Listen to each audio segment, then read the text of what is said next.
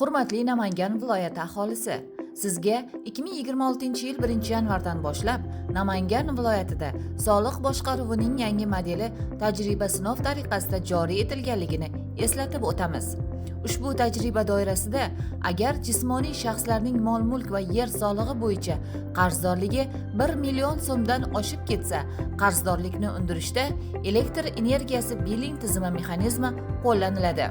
Bu esa o'z navbatida soliq qarzdorligi to'liq to'lanmagunga qadar elektr energiyasiga to'lovlarni qabul qilish vaqtincha cheklanishiga olib kelishi mumkin. Shu bilan birga, keyinchalik tushunmovchiliklar yuzaga kelmasligi uchun fuqarolarga hududiy elektr tarmoqlari hamda kadastr bo'limlari orqali o'z yer va mol-mulk obyektlari bo'yicha ma'lumotlarini aniqlashtirib olish, soliq bo'yicha qarzdorlik holatini soliq mobil ilovasi orqali muntazam kuzatib borish tavsiya etiladi.